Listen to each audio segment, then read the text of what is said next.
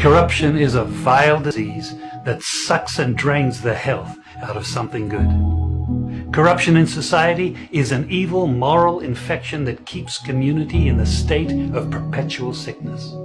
Corruption is a moral virus. It's so potent it leaves its host sick, lethargic, and unable to realize and accomplish all that a well person can. Where corruption thrives, poverty and not prosperity thrives. Wealth is grabbed into the greedy, grubby hands of those who get fat on the toil and labor of good people. Corruption benefits, only temporarily, those who participate in it. Everyone else is a victim of the theft, the deceit, the dishonesty, and the lies that corruption feeds on. You need to know that a corrupt person is stealing from you. Corruption is filthy work and despicable acts of treachery done under the table and behind closed doors. Corruption is a disgusting shame. Corruption keeps a nation back from true development and from progress. Wise investors steer clear of a corrupt environment. They would rather put their resources into a place where the playing field of opportunity is equal for all and not bent towards feeding the financial lust of corrupt, lying, cheating, thieving politicians and government officials. How many wonderful development projects have been lost because the investors didn't want to do business in a swamp of evil? When those great projects go to another nation or to some other place, we all lose. Believe me when I tell you that corruption steals from you, it steals from all of us. Corruption plunders the nation's wealth. Corrupt people compromise on truth, equity, and fairness, choosing instead to feed off the short-term benefits of crookedness, exploitation, and financial perversion. Corruption is not just a personal matter, it's a culture. It's a way of life, not just for individual people, but for companies, communities, governments, and nations.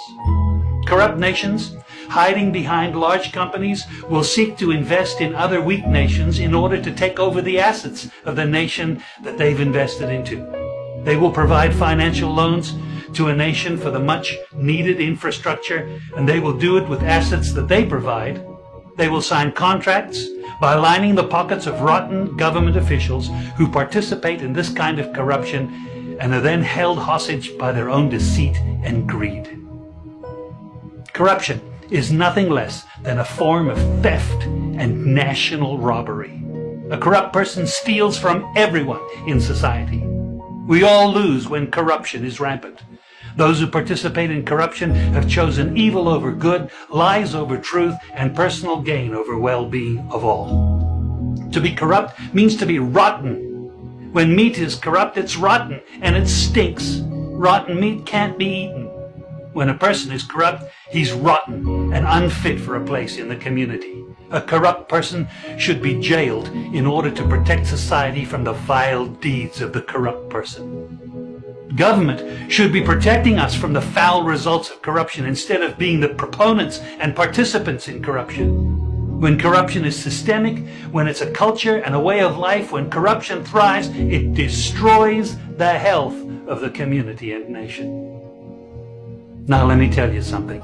Defeating corruption is a very difficult thing. The love of money is the root of all evil, the Bible says. People who love money will do almost anything to get it. Those who choose to stand up against corruption, you need to know that we're going to be involved in a war. We will be threatened, vilified, intimidated, marginalized, and ridiculed. These kind of people who stand up against corruption will often feel alone, as if they are the problem instead of the solution. Corruption can only be defeated when enough people have had enough and decide to do something about it.